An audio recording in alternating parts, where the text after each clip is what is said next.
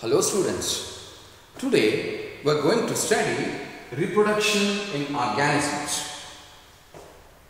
First we will see what is reproduction. Reproduction is a biological process where organisms produce offspring similar to itself. Very simple definition. Reproduction is a biological process where an organism produces offspring similar to itself. The offspring will grow, mature, in turn this produce new offspring. Thus, there is a cycle of a birth, growth and a death. Birth is accidental, death is inevitable. In between, organisms has to live, grow and it has to reproduce. Reproduction enables the continuity of the species generation after generation. Next, we will move on to the types of reproduction. Before moving to types of reproduction, we will see what you mean by lifespan. I will give you the simple definition of a lifespan. The period from birth to natural death of an organism is called its lifespan. Once again, the period from birth to natural death of an organism is called its lifespan. Here in this chart, lifespan of some organisms are given. Here in the first column, organisms are mentioned and the second column, lifespan is mentioned. Just observe this. I will give you a conclusion for this. Butterfly lives for 1 to 2 weeks. Fruit fly lives for 30 days. Rice plant, it lives for 3 to 7 months. Crow, it lives for 15 years. Dog lives for 20 years. Cow lives for 25 years. Elephant lives for 60 to 90 years. Parrot lives for 140 years. And banyan tree lives for 300 to 400 years. This lifespan chart, it gives one interesting observation. That is, there is no correlation between the size of the animal and the lifespan.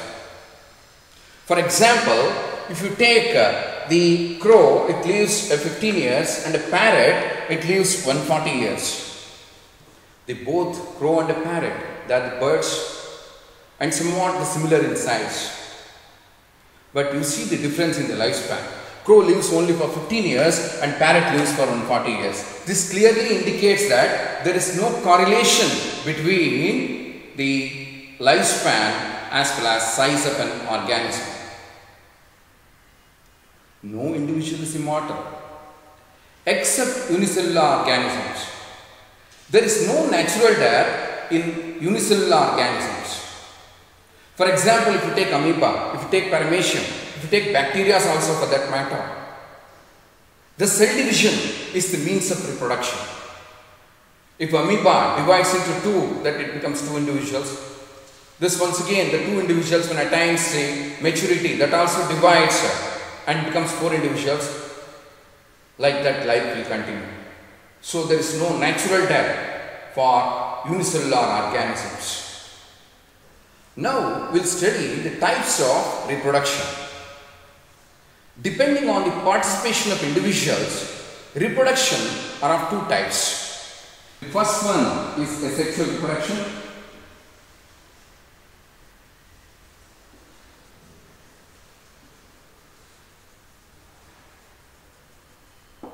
The second one is sexual reproduction.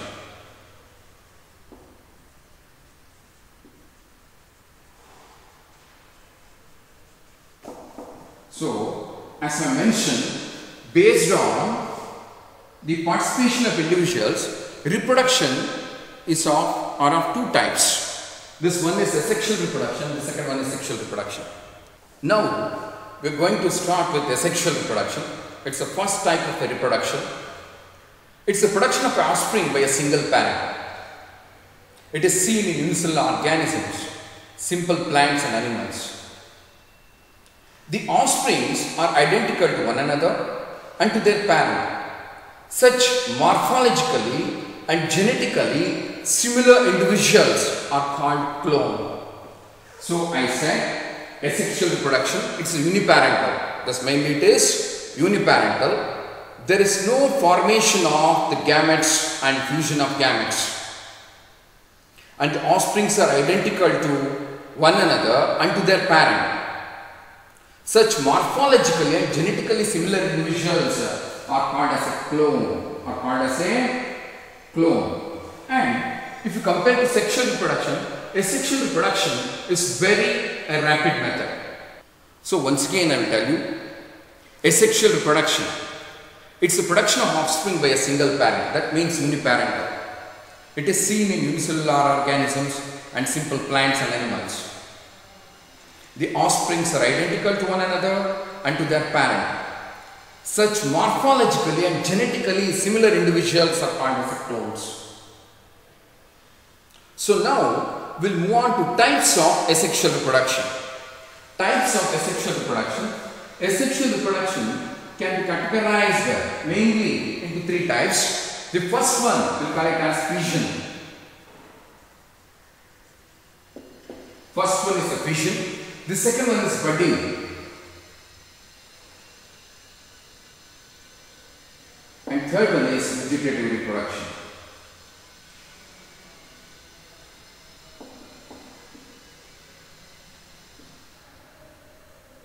Or vegetative propagation.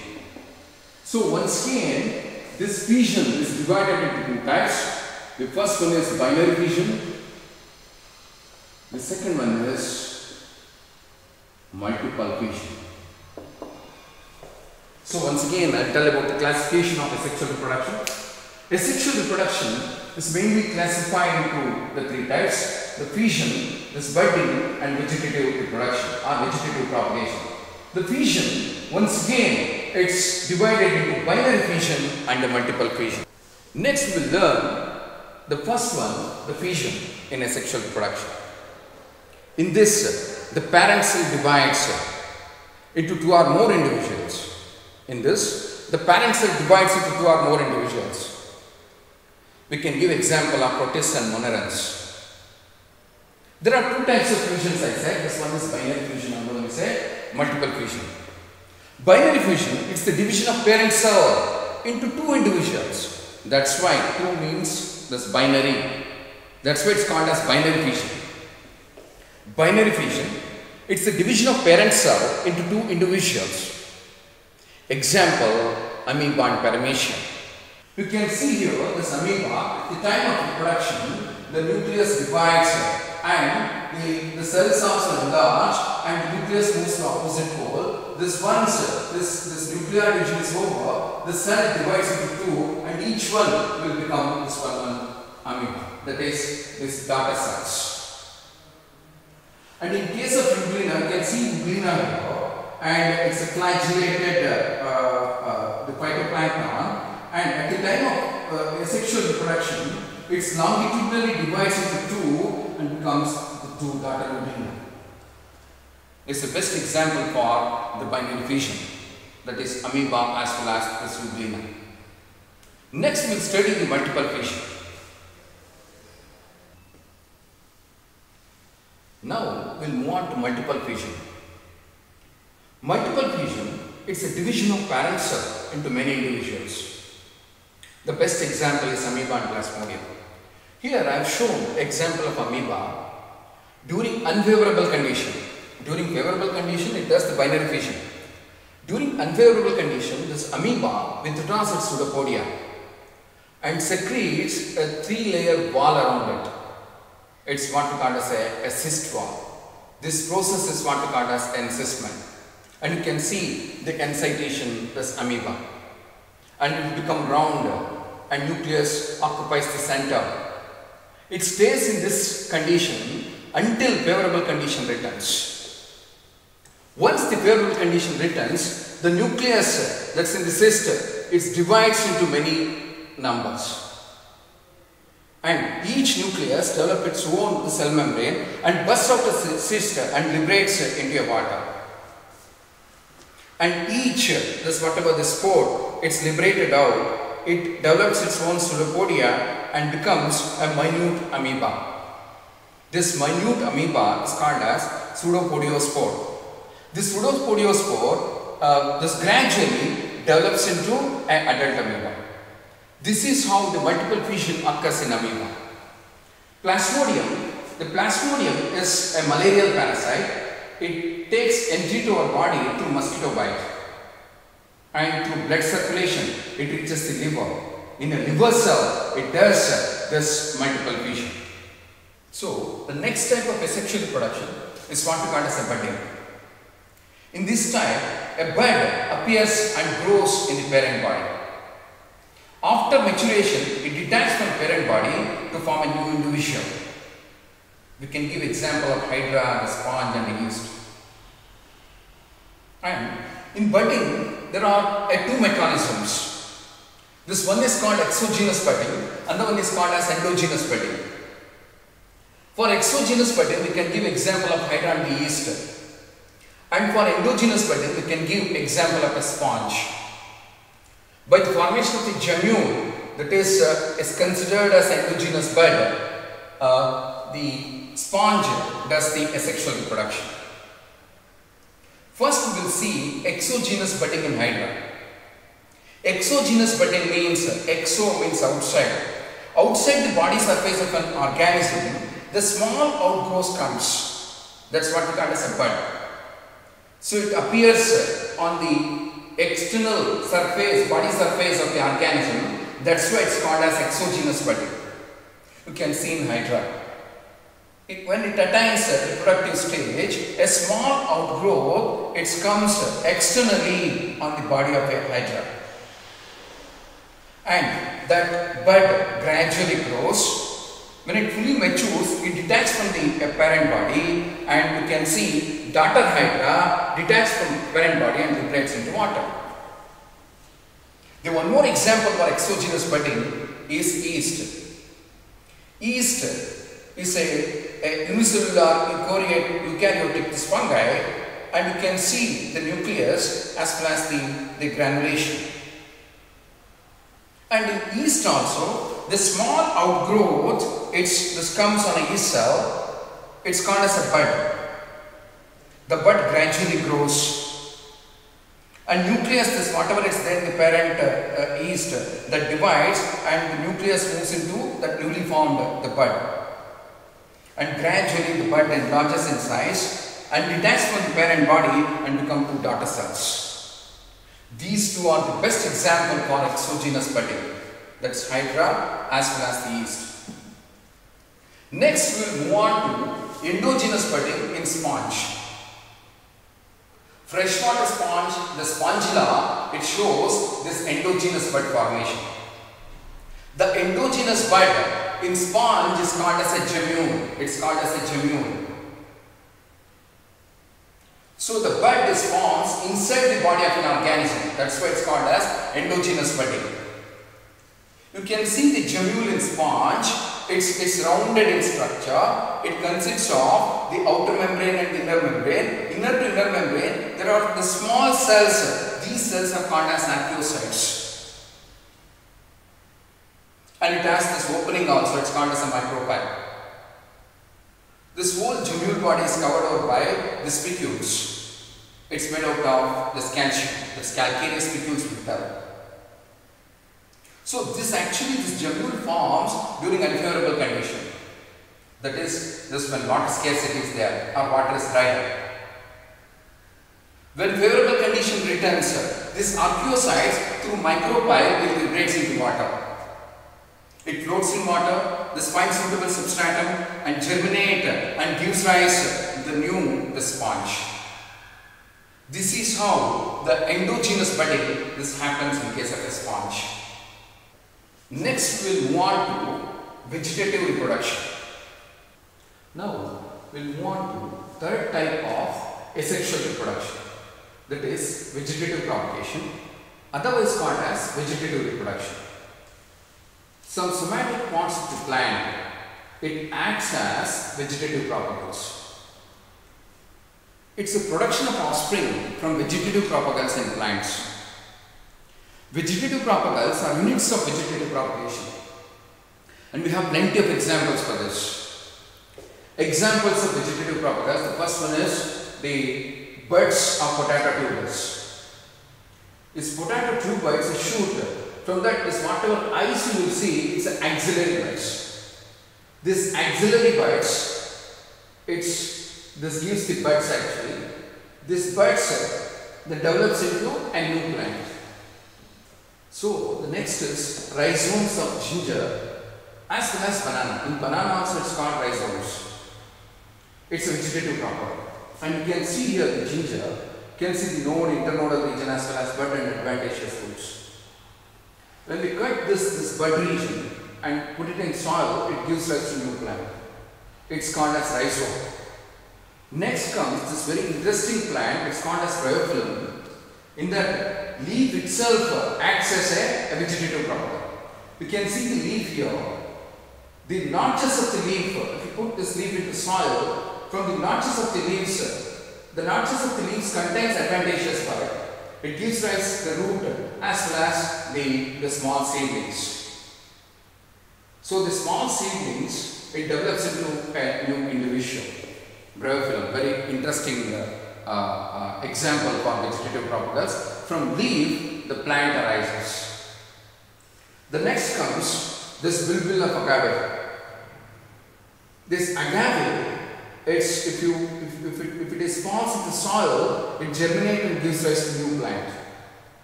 And then offset of water hyacinth. Water hyacinth is why it's called as a terror of Bengal. It's a weed in most of the this water bodies in India as well as across the world. It has very high regenerative capacity. This offset, this stem actually is offset. It's an aquatic plant. If this offset cut into two pieces, each piece develops into one individual. So this is what we call as vegetative propagation. Apart from that, we have the runner, tubers, receptors and bulb, different forms of vegetative propagules where we can get the new plant. This some of the other sexual reproductive structure it's seen in these organisms. This one is zoospore. Zoospores is a microscopic, this motile structures in some algae as well as protists. The best example is what I have given is a chlamydomonas. You can see a chlamydomonas, it's a free-living algae. It has a flagella and the cup-shaped pyrenoid and the chlorophyll. During asexual reproduction, it shades its flagella and becomes round. And cytoplasm, it undergoes the cytoplasmic division and produces into this 8 to the 10 cytoplasmic parts. Once favorable condition comes, each cytoplasmic parts develop the cell membrane and this bursts out this parent cell membrane and liberates into this minute chlamydomonas. This minute chlamydomonas later develops into adult chlamydomonas, zoospores, because it contains the flagella. That's why they call it as zoospores. The next example is conidia. Conidia from Penicillium. This Penicillium is a fungus, it grows on the citrus fruits. And if you have this kept orange at home, if it is this point, you can see the green spot over it. That these patches are green spot, it's because of the growth of this Penicillium. It's called Penicillium notatum. This Penicillium notatum reproduces asexually by formation of this conidia. The penicillium, when it grows, the hyphae, it gives the fruiting body. The fruiting body is called as conidiopore. The conidiopore grows vertically and gives the spores is called as conidia.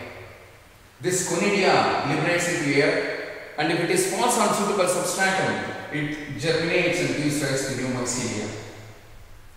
This about the conidia that's in this penicillium. And I have already explained gemmules and sponges. Asexual reproduction is a common method in simple organisms like algae and fungi. During adverse condition, they shift to sexual method also. Higher plants reproduce asexually, that is vegetative method, as well as sexually. But most of the animal show only sexual reproduction. Now we'll move on to the next type of reproduction, that is the sexual reproduction. It's reproduction that involves formation of male and female gametes, either by the same individual or by different individuals of the opposite sex.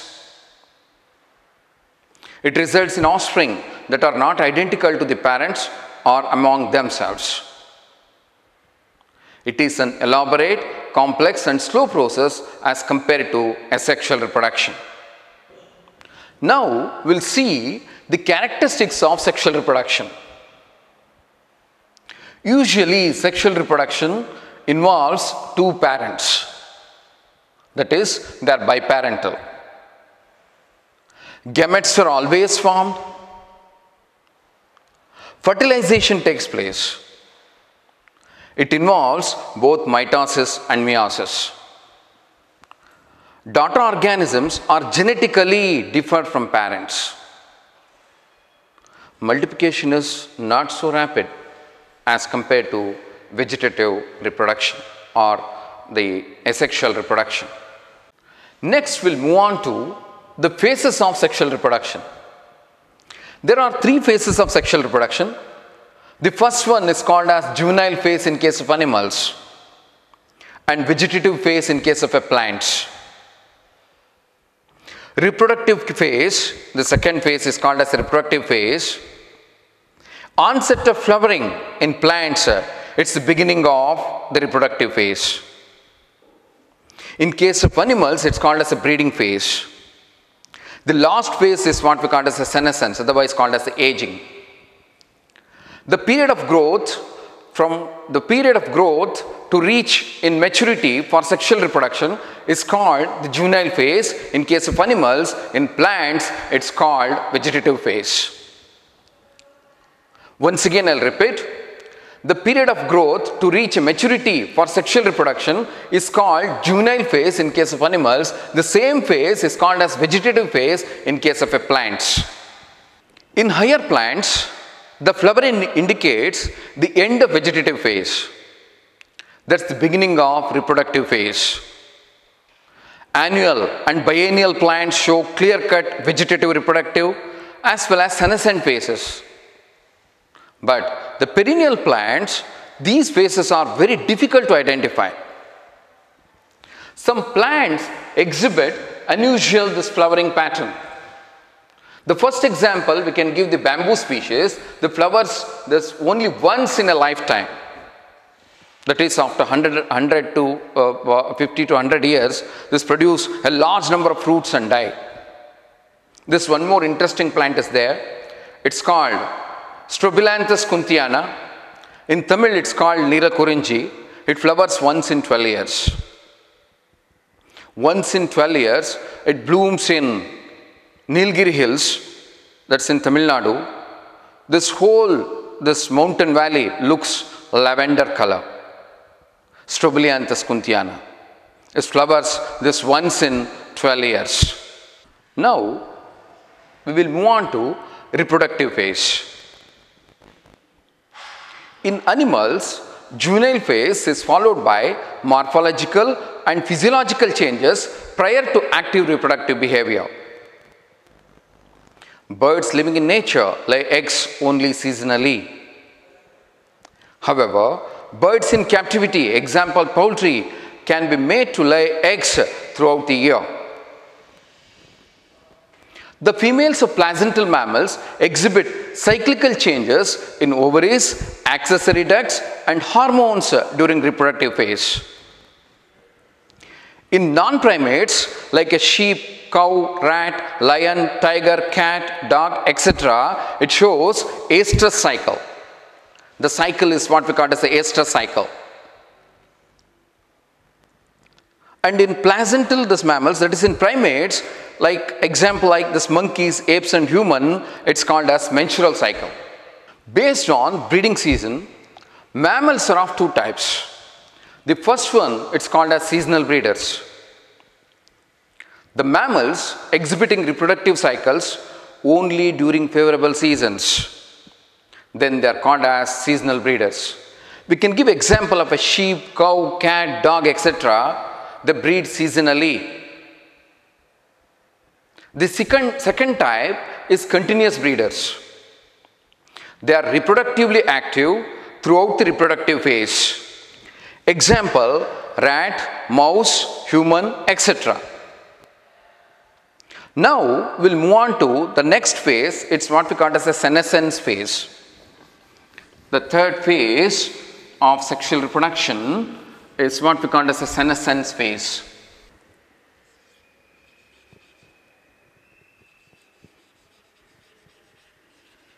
Senescence, otherwise called aging. Senescence or aging, it's the last phase of a lifespan and end of reproductive phase. During this, concomitant changes occurs in the body, that is slowing down of metabolism and the slowing down of the tissue function, the cellular activity, and ultimately it leads to the death. In plants and animals, hormones cause transition between juvenile, reproductive and senescence phases. Interaction between hormones and environmental factors regulate the reproductive processes and the associated behavioral expressions of organisms. Next, we'll move on to events in sexual reproduction. Sexual reproduction can broadly divided into three events. The first one is pre-fertilization event. The second one is fertilization event. And the third one is post-fertilization event. Pre-fertilization event, once again, it's subdivided into gametogenesis and gamete transfer. The events prior to fusion of gametes, they include this gametogenesis and gamete transfer. As I said, pre-fertilization events, it's divided into gametogenesis and gamete transfer. So what is gametogenesis? It is the formation of male and female gametes. Gametes are haploid cells. And gametes are of two types. The first one we call it as the homogametes. The second one we call it as heterogametes. Now, I will start with pre-fertilization event. The events prior to the fusion of gametes, it's called as pre-fertilization events. They include gametogenesis and gamete transfer. The first one, I'll start with gametogenesis.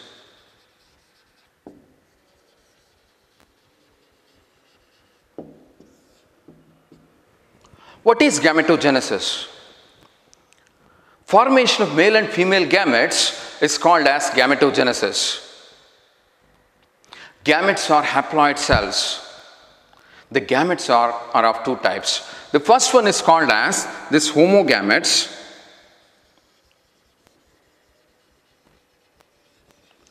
It is otherwise called as isogametes.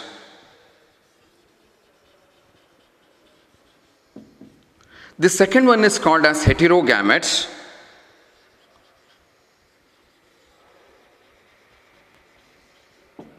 They are otherwise called as anisogametes.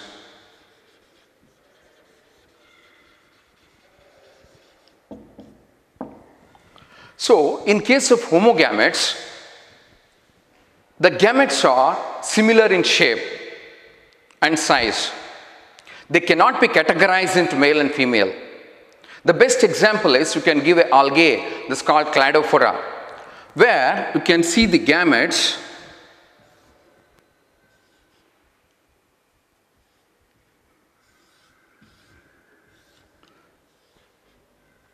this both are of the same size and you can't differentiate into male and female gametes. Then they are called as this homogametes. As I said, the best example is this algae like Cladophora. In heterogametes, the male and female gametes are distinct types. Male gamete is called as anthrozoid or a sperm and a female gamete is called as an egg or an ovum. Example, you can give this fucus, an algae in plants and human beings in animals. And in human beings, the female, the gamete, egg is always big and the sperm is always the small and it is motile. you can see the size difference. This is about this homogametes and heterogametes. Next, we'll move on to sexuality in organisms. Based on sexuality of organism, we can categorize organisms into bisexual or unisexual. The first one, we'll see what is bisexual. Male and female reproductive structures present in the same individual, then it's called as a bisexual. The bisexual plants, we can give example of hibiscus and pisum. In flowering plants, male flower is a staminate that bears a stamens, and female flower is a pistillate that bears pistils. If male and female flowers are present on the same plant, it's called monoecious. Example, cucurbits and coconuts. Bisexual animals are called as hermaphrodites. Those animals, they have male and this female reproductive structure in the same individual, they are called as hermaphrodites. The best example you can give, earthworm, leech, the sponge, as well as the tapeworm. Now, we'll move on to unisexual. Male and female reproductive structures are present on different individuals. If male and female flowers are present on different plants, then it's called as dioecious. Example, papaya and date palm. And we can give examples of unisexual animals also, like cockroach, higher animals, etc. In fungi and algae, the homothallic, it's considered as a bisexual, and heterothallic is considered as unisexual. This is about sexuality in organisms. So the next is the cell division during gamete formation.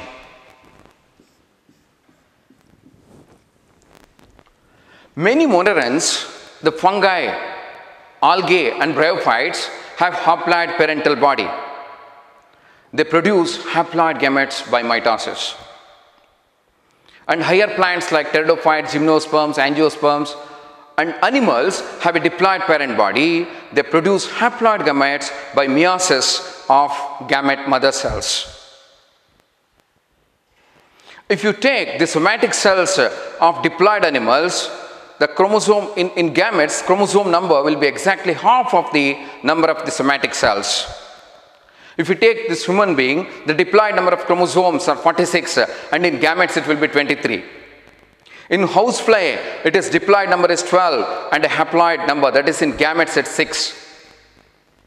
In rat, in myocytes, that is in diploid cell, it is 42 and in gametes it's 21. And fruit fly, its 2n is the 8 and the haploid, that is n, that's in gamete, it's 4. Ophioglasm is a plant where the diploid number in somatic cell is 1260. So in gametes, the chromosome number will be 630. In potato, it is 48 and 24 and so on.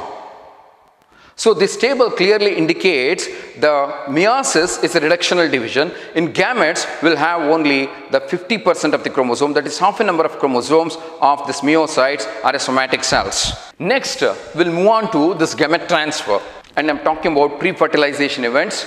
The first is gametogenesis. The second in that is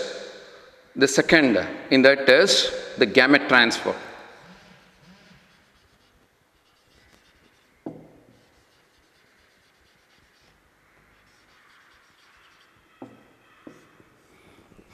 Gamete transfer.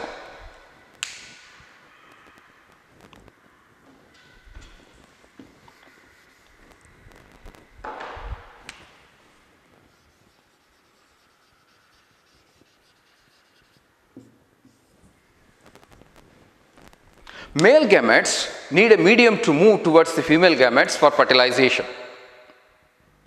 In most organisms, male gamete is motile and female gametes are non-motile, that is stationary. In some fungi and algae, both types of gametes are motile. In simple plants like algae, bryophytes and pteridophytes, gamete transfer takes place through a water medium. To compensate the loss of male gametes during transport, large number of male gametes are produced in these type of these plants. In seeded plants, pollen grains in anthers carry a male gametes and ovule this carries the egg. Pollen grains are transferred to the stigma. So, in bisexual self-fertilizing plants, if you take example of a pea plant, anthers and stigma are close to each other, so transfer of pollen grain is so easy. In cross-pollinating plants, including dioecious plants, pollination helps the transfer of pollen grains. The pollen grains germinate on stigma and pollen tubes carrying the male gamete reach the ovule and discharge male gametes near the egg. In dioecious animals, the fertilization helps for successful transfer and coming together of a gametes. So I am talking about a gamete transfer. In bisexual self-fertilizing plants, example peas, anther and stigma are close to each other, so transfer of pollen grains is easy. In cross-pollinating plants, including dioecious plants, pollination is a process that helps in transfer of pollen grains. The pollen grains germinate on stigma and the pollen tubes carrying a male gametes reach the ovule and discharge male gametes near the egg. In dioecious animals, the fertilization helps for successful transfer and this coming together of a gametes. Now, we'll move on to next event of sexual reproduction, that is fertilization.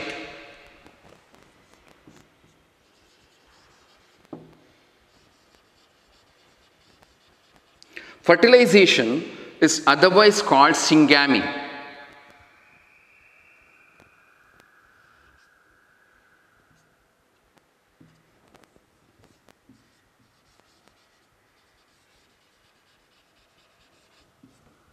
Fertilization is otherwise called as a syngamy. It's a fusion of the gametes to form a diploid zygote. In rotifers, honeybees and some lizards, birds, etc., female gamete develops into new organisms without fertilization. This is called as parthenogenesis. So I am talking about fertilization event. The fusion of this male and female gamete, the female gamete in heterogametic organisms, the female gamete, it's a bigger, and male gamete, it's this motile and smaller. It's male gamete and female gamete. The fusion of these two, it develops into a diploid zygote.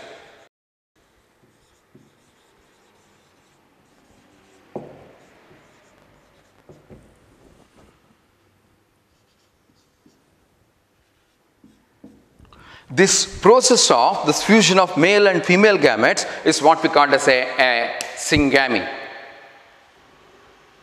The resulting product of this fusion is a zygote. As I said, in rotifers, honeybees and some lizards, birds, female gametes develops into new organism without fertilization. This process is what we call as a parthenogenesis. So the next we'll move on to the types of fertilization. There are two types of fertilization. The first one is called external fertilization.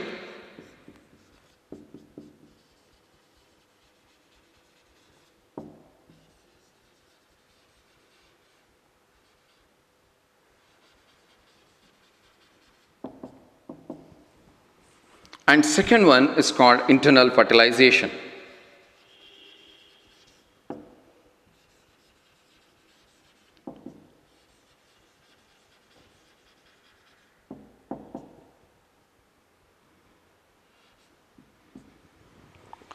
So, I am talking about types of fertilization. The first one is external fertilization. Here, the fertilization occurs in the external medium, that is in water. The zygote is formed outside the body. That's why it's called the external fertilization. Most aquatic organisms, many algae, bony fishes and amphibians exhibit external fertilization. Such organisms show synchrony between the sexes and release large number of gametes into surrounding medium to ensure fertilization. So the next type is what I said is internal fertilization. In internal fertilization, syngamy occurs inside the body of an organism. Terrestrial organisms belongs to fungi, animals like reptiles, birds and mammals, and plants. In plants we can give examples of bryophytes, pteridophytes, gymnosperms and angiosperms exhibit the internal fertilization. In this, non-motile egg is formed inside the female body to where motile male gamete reaches and fuses. In seeded plants, the non-motile male gametes are carried to female gamete by pollen tubes. There is a large number of sperms produced, but number of eggs are very low. So now we have reached the next event of the sexual reproduction, that is third event of sexual reproduction, that is post-fertilization event. Post-fertilization events.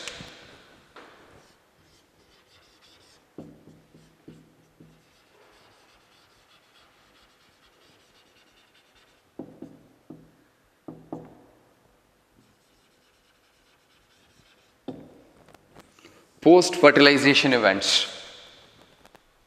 The events after the formation of the zygote is what we call as a post-fertilization events.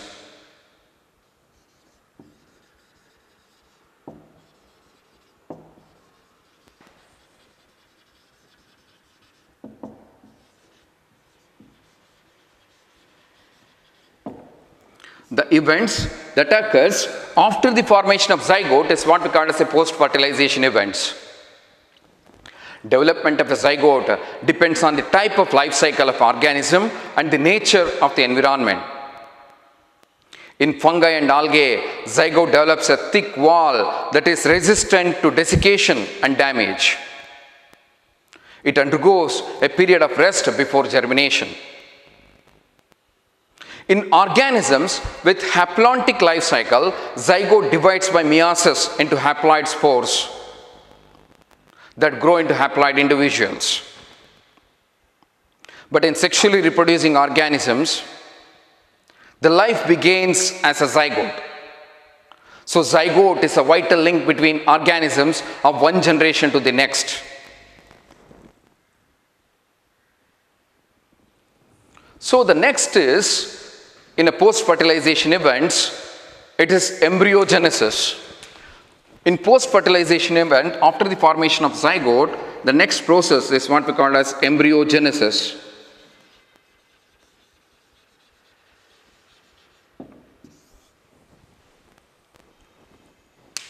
It is the development of embryo from zygote. During embryogenesis, the zygote undergoes cell division and cell differentiation. The cell division increases the number of cells in the embryo. Cell differentiation causes the modifications of group of cells into various tissues and organs to form an organism. So based on the place of development, animals are of two types. That is, this one is oviparous, another one is viviparous.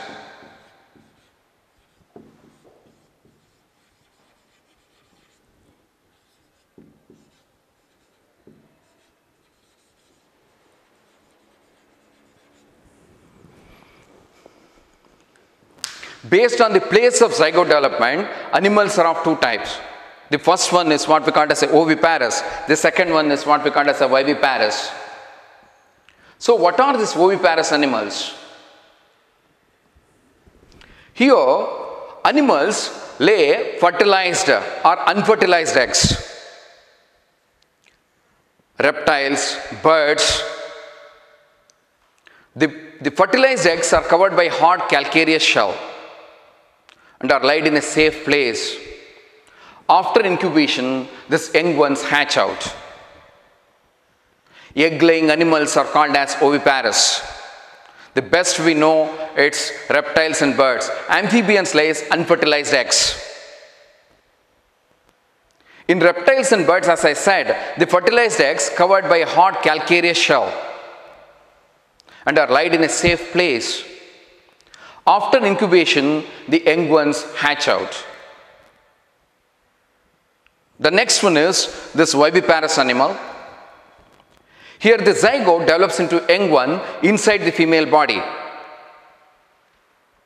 Later, the young ones are delivered out of the body. The most of the mammals are viviparous.